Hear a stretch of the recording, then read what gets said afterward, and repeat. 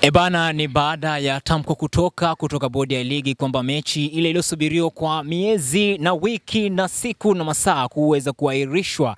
Leo hii hapa tumekutana na moja kati ya kiongozi wa tawi fulani kutoka mkoa fulani, kilomita takriban 1187 wakivuka mikoa zaidi ya 7. Hapa namaanisha Kagera kule Nyakanazi. Kiongozi ameleta mashabiki ili kusudi waje kushuhudia moja kati ya dabi ya Kariakoo, lakini kufika wakakutana na kitu kizito. Pengine kwa wataalamu wanasema kwamba kila kauli ambayo inagusa moyo basi lazima itakufanya uwe na msamiati na kitendawili kikubwa sana kichwani. Tuko naye leo Male TV, tumemtembelea ili kusudi tuweze kupiga naye story na kuzungumza naye ili aweze kutoa yake ya moyoni. I go by the name Mr. Voxley. Gozi, mambo vipi?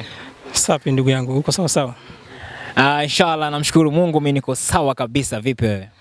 Kwanza pia namshukuru Mungu. Kwa majina naitwa Josia Erasto Mondela. Ni mwenyekiti wa tawi la Simba Sport Club pale Nyakanazi, mkoa wa Kagera, wilaya ya Biharamulo. Ninamshukuru Mungu, niko Dar es Salaam sasa. Asante sana. Upo Dar es Salaam, upo kwa ajili ya kuja kushuhudia kambumbu safi kutoka kwa timu yako Simba Sports Club wakiwa wangechuana na Young Africans, ambako tarehe iliyopangwa haikuenda kama ilivyopangwa na mlivyokusudia.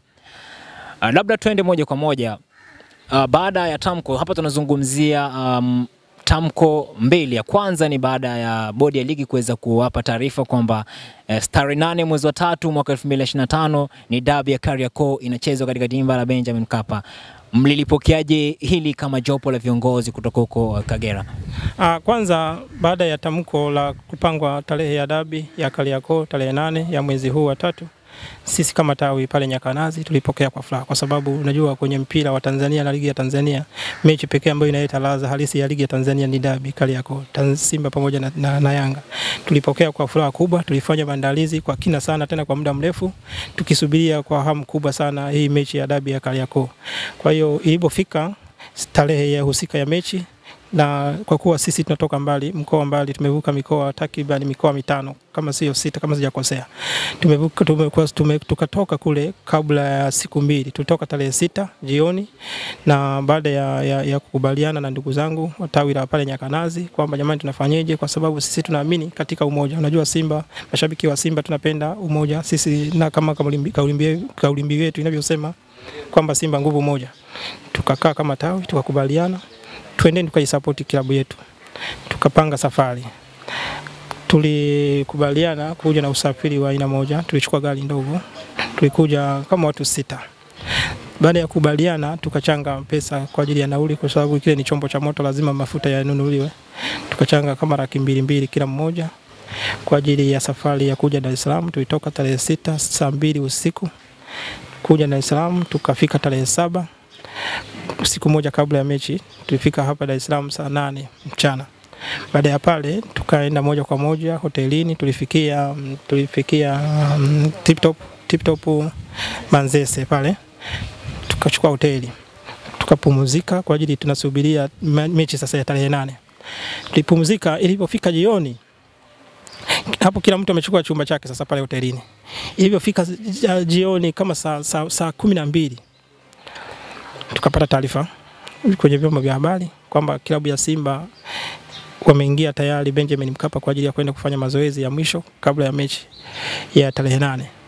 Tulipoangalia pale tukaona kuna mzozo mkali ambao uliendelea pale, kuna misukumano ya hapa na pale, na baada ya muda tena kufika kama saa 4 usiku tukaona basi la Simba limetoka pale limerudi. Baada ya pale tukaona mitandaoni Simba wameandika wameitisha kikao cha dharura. Baada ya kikao kile cha dharura, baadaye usiku sana tukakutana na taarifa kwamba mechi Simba hatutapeleka timu mpaka pale uongozi au wa bodi ya ligi utakapotoa mwongozo sahihi na watakapotoa taswira sahihi kwa nini kimetokea kile kitu, ndio watakapoweza kupeleka timu. Sasa pale baada ya kuonekana kile kitu kwamba hatutapeleka timu, tukakaa kama kikundi, tunafanyaje? Tukawa na matumaini makubwa tukiamini ya kwamba labda yatazungumziwa haya masuala yataisha, na mechi itaenda kuchezwa kwa sababu ni mechi ambayo imeandaliwa kwa siku nyingi. Simba wenyewe wamejiandaa kwa muda wa siku nyingi, lakini pia Yanga wamejiandaa kwa muda wa siku nyingi. Tukaamini ya kwamba kutakuwa na namna fulani watayamaliza kama viongozi, mechi itachezwa. Lakini ikawa tofauti, haikuwa hivyo. Aisee, ni hatari sana. Na vipi baada ya kuweza kuona barua ya Simba Sports Club na mlitegemea kwamba labda mechi itachezwa, bila shaka ndo yalikuwa ni matumaini yenu ya mwisho. Wewe kama kiongozi, baada ya nahisi ni mchana taarifa kutolewa na bodi ya ligi kwamba sasa mechi ile ambayo ilisubiriwa takriban kwa miezi, wiki, siku yakabaki masaa, wakatoa tamko kwamba sasa imeahirishwa rasmi na mmesafiri kutoka mbali. Mapokezi kwa upande wako yalikuwaje? Kwanza iliumiza akili sana. Yaani ilitufikirisha sana baada ya kuona sasa tayari Simba wametamka neno hilo, lakini pia tukaona bodi ya ligi na wakasema kwamba mechi iko pale pale. Tangazo lile lilitoa mapema kabisa kwamba mechi iko pale pale, tukaendelea kujipa matumaini. Lakini kadri ya muda ulivyozidi kwenda, tukaendelea kuona Simba wameendelea kushikilia msimamo ule ule kwamba tutapeleka timu kwa sababu ya kile walichokiamini kulingana na kanuni ya mpira inavyosema kwamba wao walikuwa sahihi, wamepeleka timu uwanjani kwenda kufanya mazoezi kulingana na kanuni inavyosema kwamba timu mgeni ina haki ya kwenda kufanya mazoezi kwa masaa yale kabla ya mechi ambayo itachezwa siku inayofuata.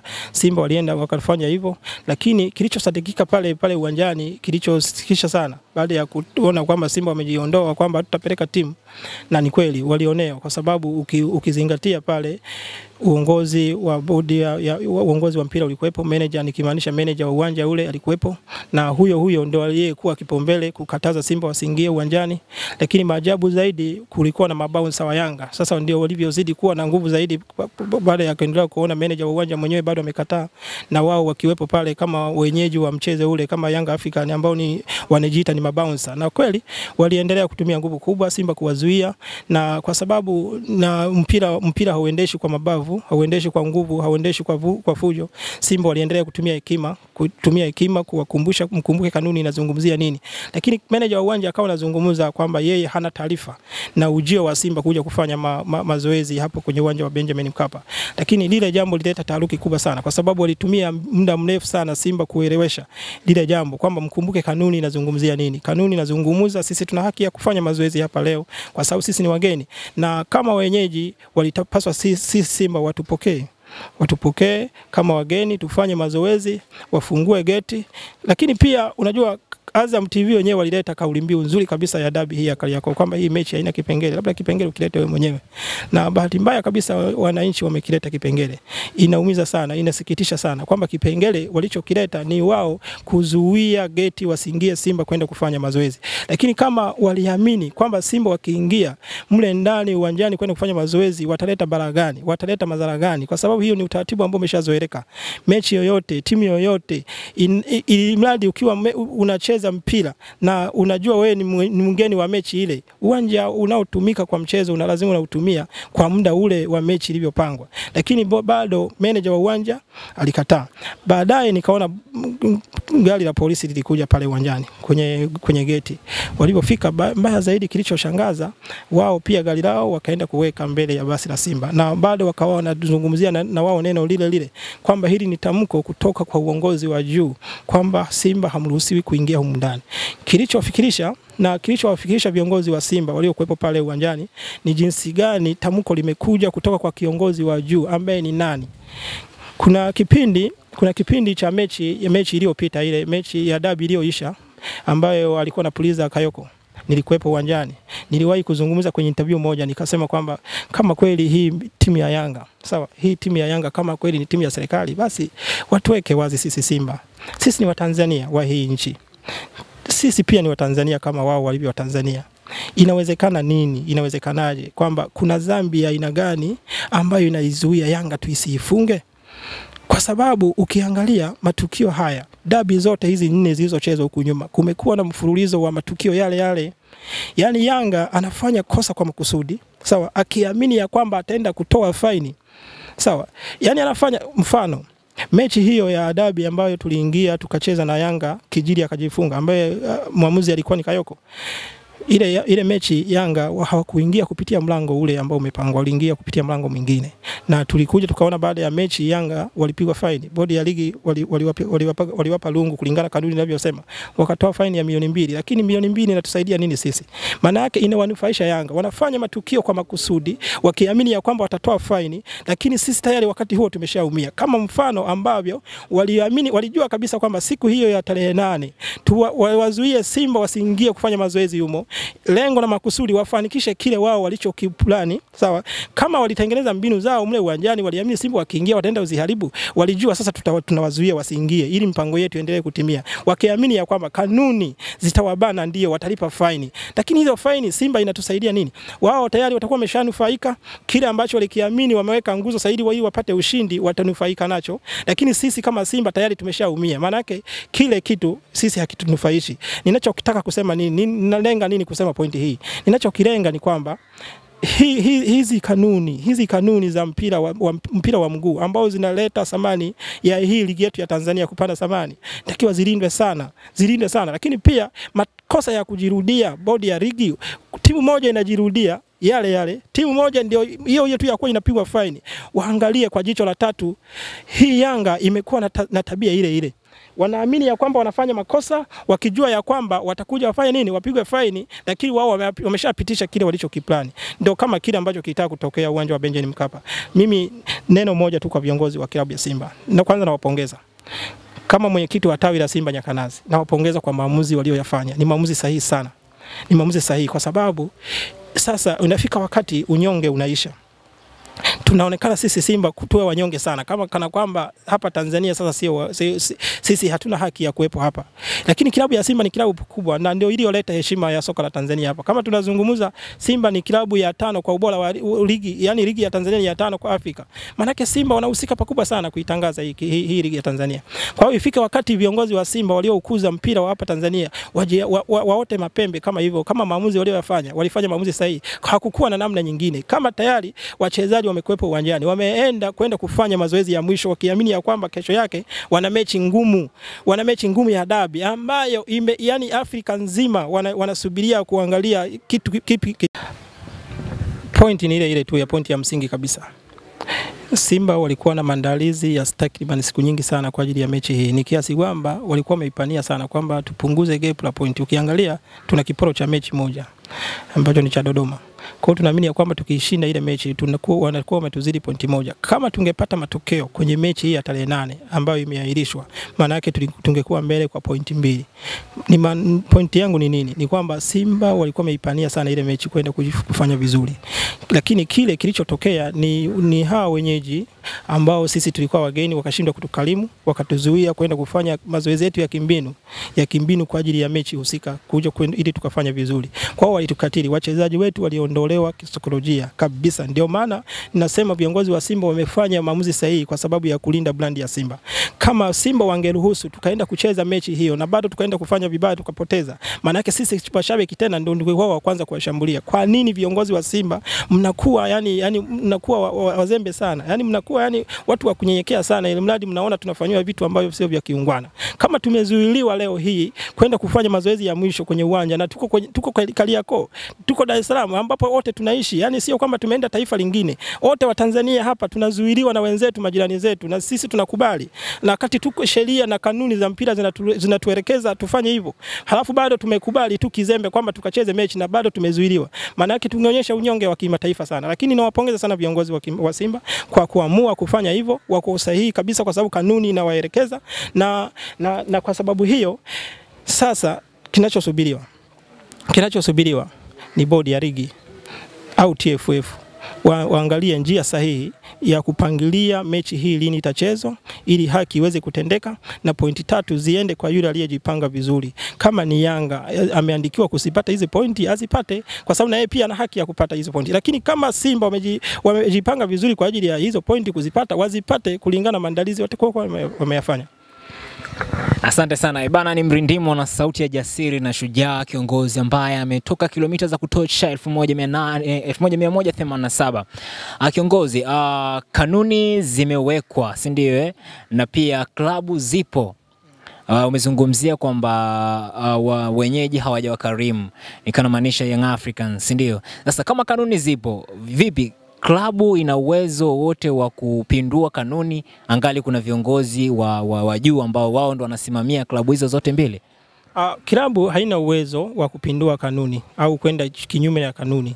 Kinachotokea ukiona klabu inaenda kinyume na kanuni, maana yake wanafanya hivyo kwa makusudi. Ndio kama hivyo nilivyosema awali. Haya matukio ya mechi hizi za dabi, kuna klabu moja inakuwa inafanya makosa kwa makusudi kwa lengo la kwamba kanuni anaijua atalipa faini, lakini yeye atakuwa ameshanufaika na makosa aliyoyafanya kwa makusudi. Nini sasa pointi yangu ya msingi nataka kuifanya?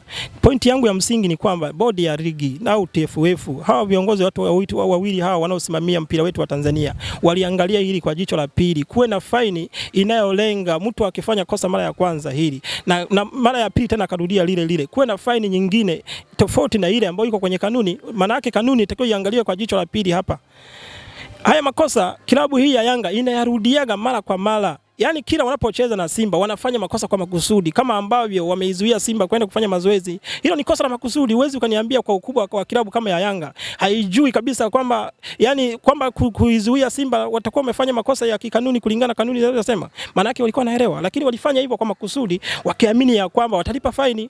Lakini je, hiyo faini wameilipa mfano milioni 2. Yaani thamani ya mashabiki waliotoka Bukoba, waliotoka Kagera, sisi tumetoka Nyakanazi, wengine wametoka Mbeya, wengine wametoka Kigoma, wengine wametoka, kuna mashabiki wametoka Kenya, kuna mashabiki wametoka Uganda, wengine wametoka South Africa. Nilisikia na rais wa mpira Uchebe alikuwepo pale uwanjani, alikuwepo kwa Dar es Salaam kwa ajili ya kuja kuishuhudia hii mechi. Kwa hiyo Afrika nzima kuna mashabiki kutoka sehemu mbalimbali wamekuja kwa ajili ya dabi. Milioni 2 unafanya makosa. Sawa, unafanya makosa unategemea kwamba utalipa milioni 2. Milioni 2 inalingana na thamani ya hiyo mechi. Manake hakuna, yani hiki kitu, yani kitu cha kishamba kabisa kinachofanyika, hususan kwa klabu ya Yanga. Ni timu kubwa sana hapa Afrika. Wanatengeneza mambo gani haya ya kitoto? Manake unapofanya hivyo, wao wanalinda brand yao wasifungwe. Sawa, wasifungwe, wanaamini hivyo kwamba wanapofanya hivyo wao wako sahihi, wapate matokeo, lakini watalipa faini. Na wanapolipa faini, unashusha brand ya timu yako kwanza, lakini pia unashusha brand ya nini? Ya klabu. Sawa, pointi ya msingi bodi ya ligi waiangalie sana hii Yanga. Hii Yanga ndio inayoharibu mpira wa Tanzania. Mfano harisi. Mimi kwanza nashangaa hata bodi ya ligi wakati mwingine, yani unarudia wakati mwingine kuzungumzia hata wao. Mimi nashindwa kuelewa. Kuna watu kabisa ambao wamewekwa pale kwa ajili ya kutimiza majukumu ya kuilinda hii hadhi ya ligi ya Tanzania. Na wanaendesha, wanafanya vizuri. Kwanza tunawapongeza. Huko nyuma hatukuwahi kufikia hatua hii kwamba ligi ya Tanzania inazungumza kwenye kinyang'anyiro cha timu yani ligi ya 5.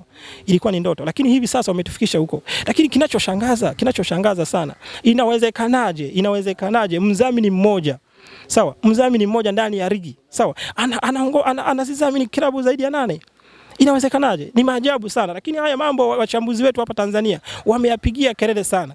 Lakini wanapoyapigia kelele wanaamini ya kwamba wanatumwa na Simba. Lakini uhalisia unaonekana. Ukiangalia ligi ya mwaka huu, timu ambayo Yanga hajaidhamini ndio hiyo mfunga. Niulize kwa nini nasema hivyo? Pengine kwa nini unasema hivyo? Nasema hivyo nikiamini ya kwamba timu ambazo hajazidhamini, mfano ninaizungumzia Azam Yanga imemfunga msimu huu. Ukizungumzia Tabora United, Tabora hajaidhamini JSM, lakini Tabora imemfunga Yanga. Ukizungumzia JKT Tanzania, hajaidhamini JSM, lakini wametoka sare. Ukizungumzia Simba, hajaidhamini Yanga, lakini matokeo aliyapata kwa sababu ya Kayoko. Sisi tunaamini ya kwamba match derby ya kwanza tulifungwa na Yanga, lakini yani kwa sababu ya maelekezo ambayo yalikuwa yamefanyika. Bahati nzuri Tanzania nzima inalijua hili. Bahati nzuri ile kila siku yanaonyeshwa jinsi gani Kayoko aliamua kuwabeba, kwa sababu tulinyimwa haki yetu ya msingi ya kupata matokeo kwenye ile mechi. Kwa hiyo ninazungumzia nini kwenye hili? Ninazungumzia pointi moja tu ya kwamba kitendo cha ligi hii ya Tanzania kuwa na mdhamini mmoja na dhamini timu zaidi ya 8 inazofisha thamani ya ligi hii, kwa sababu ushindani sahihi wa ligi unakosekana. Kocha huyu aliyeondoka wa Yanga juzi alizungumza siku moja kwamba ligi hii ya Tanzania haina ushindani sahihi. Kwa nini alisema hivyo? Alisema hivyo kwa akili kubwa sana. Alifikiria jinsi gani ambavyo anakosa ushindani wa haki kwenye timu ambazo anaenda sababu ni timu wale.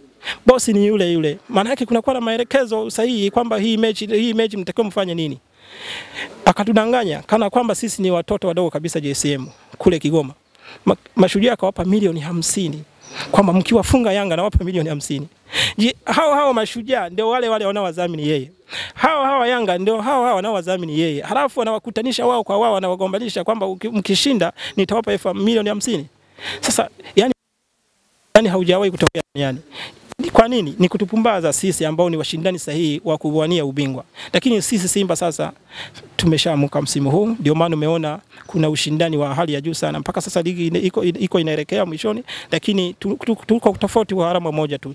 Sasa hii jambo ndio linawapa pressure, wanaona kwamba sasa kwa nguvu walizoziwekeza sio sahihi kuendelea kulazalaza macho. Wanaona sasa wafanye tu makosa kwa makusudi, walipe faini iwanufaishe wao. Na wapongeza viongozi wa Simba kwa kukataa kupeleka timu uwanjani kwa sababu ya mambo ambayo yalitokea ya kipuzi kabisa. Okay, umezungumzia swala la udhamini kwamba mdhamini anakuwa mmoja akidhamini timu 8, si ndio? Labda pengine wewe maneno yako ya mwisho ya kijasiri ili kusudi unachokitaji labda ni ule ushindani halali. Na umedhihirisha kwamba ushindani halali haupo kwa sababu timu 8 maana yake pointi zinakuwa 6 kila timu. Young Africans anapata kulingana na maelekezo yako, si ndio? Labda ni neno gani ambalo unaweza kusema ili kusudi waweze kupata viongozi wa juu pamoja na viongozi wa klabu ya Young Africans? Ligi yetu inaelekea mwishoni sasa. Hii ligi ya mwaka 2025. Watu waache twende hivyo hivyo, lakini msimu unaokuja 2025-26 naomba bodi ya ligi ili angalia kwa jicho la tatu hili jambo lisiwepo tena. Lisiwepo tena. Kama ni mdhamini atokee nje ya udhamini wa timu nyingine. Sawa, JSM anaidhamini Yanga. Kama anataka adhamini timu zingine basi atoke Yanga, adhamini hizo timu zingine. Huwezi ukasema kwamba unaidhamini Yanga na bado unadhamini na timu nyingine, kuwe na ushindani sahihi kwenye ligi. Maana yake wanapotesha ubora wa nini wa ligi ya Tanzania. Kwa hiyo asante. Kwa hiyo sasa umezungumzia uongozi wa timu yako Simba Sports Club kwamba wamefanya maamuzi yaliyo sahihi. Hapo tunatoka kwenye huu kurasa. Tunaenda sasa kwenye uongozi wa Young Africans. Labda pengine wewe unataka kuwapa tamko gani kwa ufupi? Uongozi wa Young Africans, kwanza point iliyotokea pale baada ya polisi kuingia pale uwanjani na kusema kwamba ni tamko kutoka juu, Simba hamtakiwi kuingia humo ndani. Yawezekana haya mambo mashabiki wa Yanga si wanayaelewa, lakini pia wachezaji wakawa hawayaelewi kabisa, lakini pia viongozi wadogo wa Yanga kama akina Alikamwe, mimi naamini wale hawawezi kuyaelewa haya mambo. Ndio maana kuta wanazungumza tu vitu ambavyo wao hawaamini kama ni sahihi. Kwa nini nasema hivyo? Ninasema hivyo nikiamini ya kwamba kuna viongozi wa serikali, sawa, viongozi wa serikali yetu ambao wanapenda hizi klabu mbili. Namaanisha Simba na Yanga. Naamini ya kwamba pale Yanga kuna viongozi wa serikali wanaoipenda sana. Lakini pia Simba kwetu huku tuna viongozi wa serikali ambao wanaipenda na ni haki yao kuipenda kwa sababu kuzipenda hizi klabu maana ni timu zetu za Tanzania na wao ni wa Tanzania vile vile. Ninachotaka kukizungumza sasa hapa, viongozi wapunguze mahaba kwenye klabu yao. Wapunguze haya mahaba kwenye hizi klabu. Wao wamebeba zamana ya hili taifa kutuongoza sisi wa Tanzania, lakini kuiongoza ili huu mpira uendelee kukua. Wafate pale anapopita mama. Mama amekuwa muumini mkubwa sana wa hii Tanzania kwa ajili kusupport mpira. Tumeshapokea mamilioni mengi sana hususan sisi Simba haya mechi za kimataifa. Kila goli milioni 5. Hivi sasa tunaenda kwenye mtoano, tunaenda robo finali, tunaenda kucheza. Mama amesema ni milioni 10 kila goli. Unaweza kaangalia rais amezamilia kiasi gani kupambania mpira hapa Tanzania. Ninasema nini kwenye hili? Nasema hili namaanisha viongozi wa mpira hapa Tanzania na viongozi wa serikali ambao wanapenda timu hizi mbili Simba na Yanga wapunguze mahaba kwenye klabu zao. Wao wakishapunguza haya mahaba watakuwa wanatimiza vizuri sana majukumu yao. Kitendo cha jeshi la polisi kwenda uwanjani na kusema tamko kutoka juu Simba hamruhusiwi kuingia uwanja wa Benjamin Mkapa kufanya mazoezi inaleta taswira tofauti sana kwenye mpira wa Tanzania. Mimi naamini mabounsa wa Yanga hawakuwa juu ya serikali ambao ni jeshi la polisi lilifika pale. Kitendo cha jeshi la polisi kufika pale wao ndio wangetatua hiyo sintofahamu kulingana na kanuni za mpira zinavyosema. Lakini wao tena wakawa waumini wa kuwazuia Simba wasiingie uwanjani eti kwa kauli ya kwamba kuna tamko kutoka juu. Sasa hilo tamko nani aliyelitamka? Sisi tunaamini ni viongozi wa serikali ambao wanaipenda Yanga.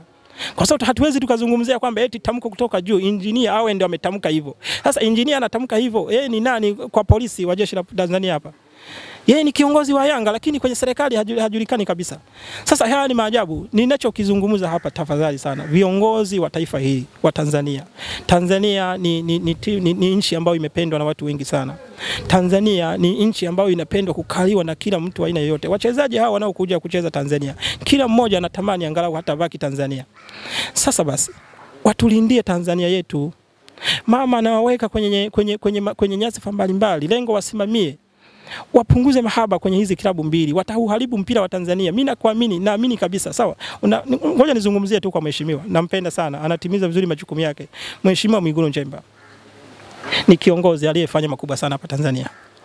Nizungumza tu kwa upande wake. Tunaamini wote kwamba ni mpenzi mzuri sana wa Young African. Anaipenda sana klabu yake na ni haki yake kuipenda kwa sababu ni Mtanzania vile vile. Asiwe na mahaba ya kuonekana sana kwenye klabu hii anayoipenda kwa sababu yeye ni kiongozi mkubwa kwenye hili taifa. Anapofanya hivyo anatuaminisha sisi wa Tanzania wadogo ambao hatuna uongozi huko juu, tuamini ya kwamba yeye pia ni chachu ya Yanga kuamini kwamba wao ni timu ya serikali. Kwa sababu maneno haya na vitendo hivi wanavyofanya Yanga, wanafanya matukio ya lazima, wakiamini ya kwamba watatoa faini, wakiamini ya kwamba hakuna la kuwafanya. Kwa nini hakuna la kuwafanya? Hakuna la kuwafanya kwa sababu wanajua viongozi wako, yani wao ndio wanafanya nini? Wanaokuwa wanatoa matukio na kuwasapoti kwenye kukiuka kanuni za mpira. Kwa nini nasema hivyo? Nasema hivyo nikimaanisha pointi ya msingi tu ni moja. Viongozi wa mpira walioko Simba, wanaoipenda sana Simba, wapunguze mahaba kwenye Simba yao.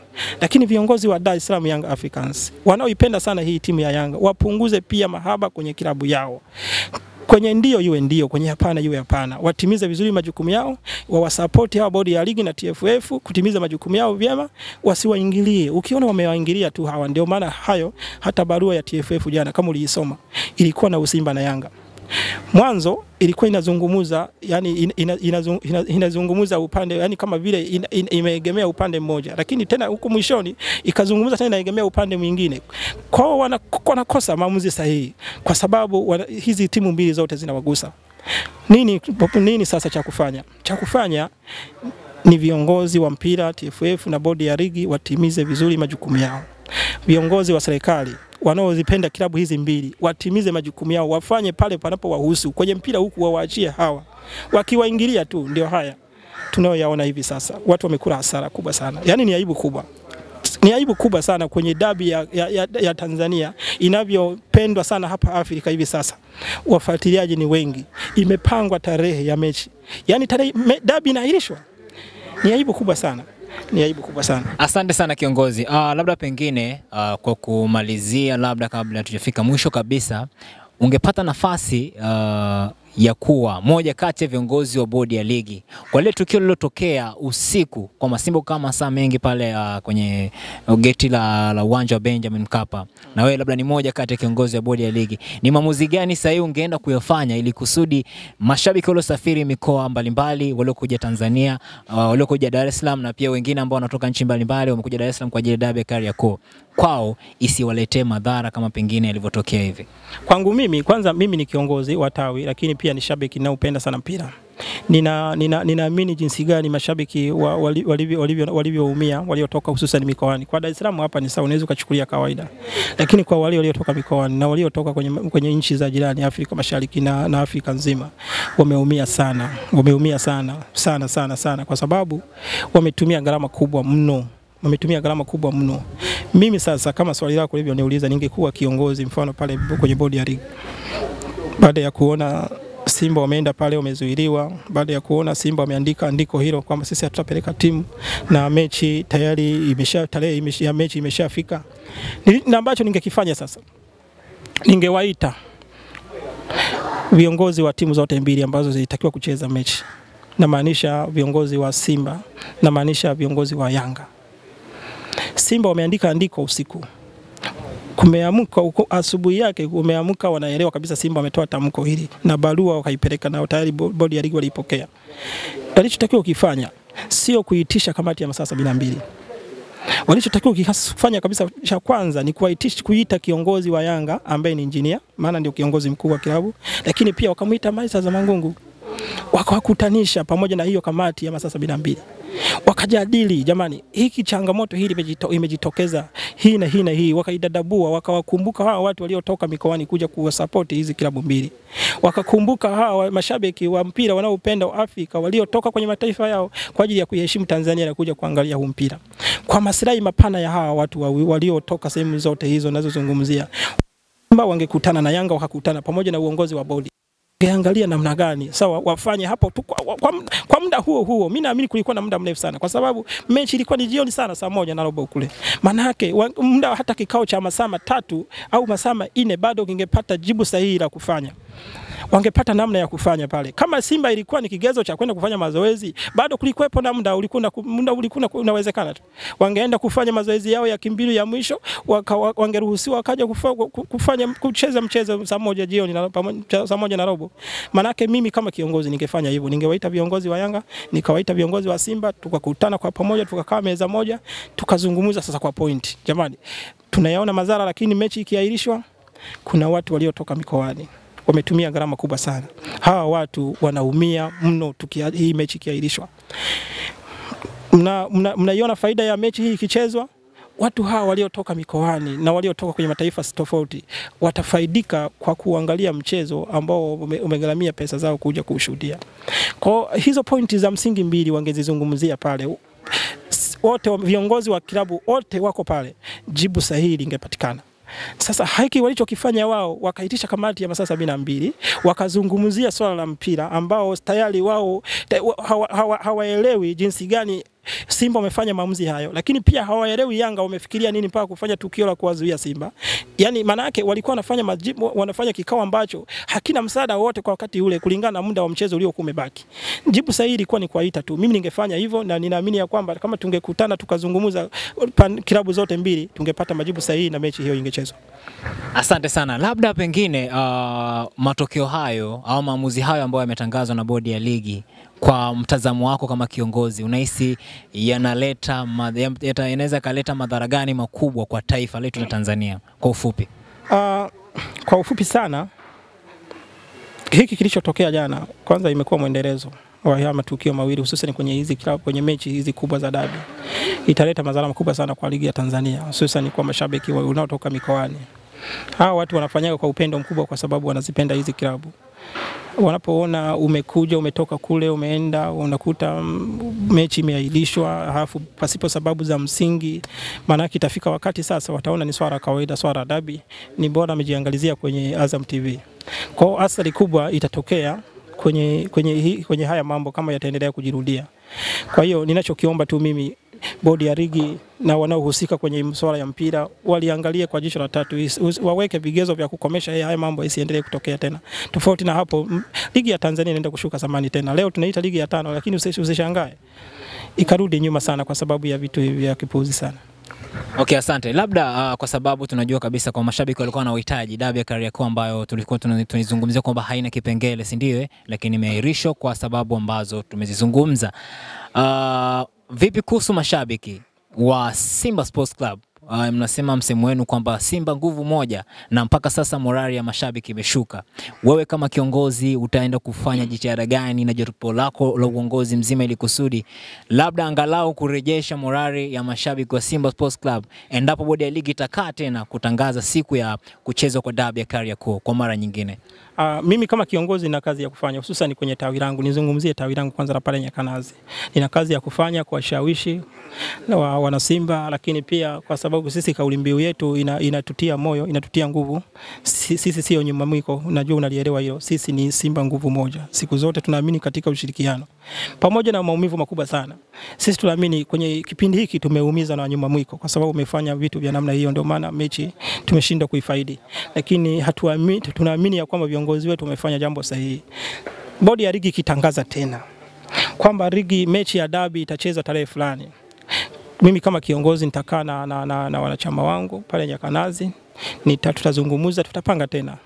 Tutakuja tena Dar es Salaam kwa ajili ya kuisupport timu yetu. Maana tunaipenda sana timu yetu, tunaipenda sana. Hatuwezi kuiachaniza. kwa sababu tunaamini ya kwamba uwepo wetu sisi Benjamin Mkapa pale ni chachu kubwa sana ya wachezaji wetu kufanya vizuri kwenye hiyo mechi. Kukosekana kwetu kwenye uwanja wa Benjamin Mkapa inaweza kikawa kigezo kikubwa sana cha Simba kutokupata pointi 3 ili iweze kupata pointi 3. Kwa hiyo itabidi tena tutoke kwa mara nyingine Nyakanazi kilomita 1187, tutakuja Dar es Salaam, tutakuja kuisupport klabu yetu hatimaye tuweze kupata ushindi, kwa sababu tunaamini ya kwamba ubaya huu msimu ni wa ubaya ubwela mpaka kuchukua ubingwa. Asante sana Ibana, wanasema kwamba nakshi na maneno matamu ambayo haupati harufu yake, lakini ni mazuri mno kuliko kutoka kwa kiongozi wetu kutoka Nyakanazi. Labda mwisho kabisa, kauli moja, kwa mfano wewe ndo kiongozi mkubwa wa Simba Sports Club Taifa, ongea na mashabiki ambao wameweza kupunguza morali na pia wamekuwa na sitofahamu, kila moja ana mashairi yake ya kutosha moyoni akizungumza kwa nini limetokea, kwa nini hivi, kila moja akiwa na majibu yake ya tofauti. Sasa zungumza nao, watoe wasiwasi na pia warudishe katika football kwamba Simba nguvu moja. Hiyo nguvu moja izungumzie kwa mashabiki wote Tanzania nzima, ukiachana na huko ambako umetoka. Niongee na Tanzania nzima sahihi kwa mashabiki wa Simba Sport Club. Mimi naamini katika hii nchi mashabiki ambao wanaipenda sana klabu yao na wanaishabikia kwa weledi sana ni Simba Sport Club. Ninawaamini, ndio maana tukapewa tuzo ya mashabiki bora. Ninaamini wanaipenda sana hii klabu. Kile kilichotokea jana kisiwe sababu ya kuzofika moyoni na kutokuipenda klabu yao tena. Wakumbuke tu ni chachu, kama ambavyo wanafanya maendeleo yao kule nyumbani wanapata changamoto, wachukulie hii pia ni changamoto ya kawaida sana kwenye masuala ya mpira. Ni waombe tu wa Tanzania, hususan ni mashabiki wa Simba, waendelee kuisupport klabu yao, waendelee kuamini maamuzi ya viongozi wetu walioyafanya. Hiyo ni moja, lakini pia waendelee kuamini kwamba wachezaji wetu walijiandaa vizuri kwa ajili ya ile mechi. Hiyo ni mbili, lakini pia waendelee kuwaamini sana wachezaji wetu kwamba wanapambana sana msimu huu kwa ajili ya kutupa ubingwa, na ndio kitu pekee ambacho tunakisubiria sana. Kwa hiyo pointi ya msingi, na waombe mashabiki wa Simba Tanzania nchi hii waendelee kuisupport timu yao, maana ya kwamba wanaipenda, hawakulazimishwa na mtu yoyote kuwa mashabiki wa Simba, ni moyo wao uliochagua kwamba waipende Simba, waendelee hivyo hivyo kuisupport, hatimaye msimu huu tukaweze kuchukua ubingwa wa NBC. Asante sana Ibana, huyo ni kiongozi mwenyekiti kutoka Nyakanazi Kagera, kilomita takriban 1187. Amerindima na kunguruma na kutoa yaliyo ya moyoni. Amezungumza na Watanzania, pia amezungumza na mashabiki wa Simba Sports Club wakiwa wanasema kwamba Simba siku zote ni nguvu moja. Ni baada ya matokeo ya mechi kuahirishwa dabi ya Kariakoo, nikiwa namaanisha Simba Sports Club na Young Africans siku ya tarehe 8 mwezi wa 3 2025. Yaliyojiri yaliumiza vichwa vya wengi, na yaliyojiri yaliyofanya watu wengi sana kuwa na maswali mengi, lakini alichokizungumza kiongozi ni kwamba tusiweze kuvunjika moyo. Maamuzi haya pengine viongozi watajifunza makubwa. Akanena viongozi, akanena na mashabiki, lakini kubwa zaidi, Tanzania ni nchi ya amani, tuendelee kudumisha amani. Lakini wale wapenda soka, tunasema soka letu kivyetu. Male BTV tulikuwa naye hapa studio, tukapiga naye story, tukazungumza naye ametoa ya moyoni. Lakini tukwambie tu kwamba usiache kutufuatilia kwenye mitandao yetu yote ya kijamii, YouTube, Instagram pamoja na TikTok. Ukiingia kwa jina la Male BTV, I go by the name Mr. Voxley au Malay San Sonso nyuma ya kamera. Nikwambie bye bye. Kiongozi, kurudi nyumbani lini? Hapa nyumbani nategemea nitaondoka kesho jioni saa 1. Ndugu zangu niliokuja nao, kuna wengine walikuwa ni watumishi wa serikali, ilibidi waondoke wao leo usiku, walimeondoka usiku wa leo. Kwa hiyo na mimi nategemea kesho kuondoka, nitaondoka jioni kurudi Nyakanazi. Asante sana bana, nikutakia safari njema, na pia wasalimia mashabiki wa Simba Sports Club huko Nyakanazi, waambie bana sisi tunawapenda. Nguvu moja iendelee kutawala, lakini wasivunjike moyo wakaacha timu yao, kwa sababu Simba ndio timu pekee ambayo pengine iliwakilisha Tanzania barani Afrika, si ndio manake kama walivyozungumza. Bana, mimi nashukuru sana na sina mengi zaidi sana. Asante kwa kuweza kututembelea, asante kwa kuzungumza nasi Male BTV, na ukifika kule waambie waingie kwenye mitandao yetu ya kijamii kusudi wa kuone bana ulizungumza na kurindima na kutoa sifa kemkem na kutoa maneno fulani yenye ujasiri ndani yake. Bana, sisi tunakuacha na hii hapa, lakini tunakupenda kinoma noma. Bye bye.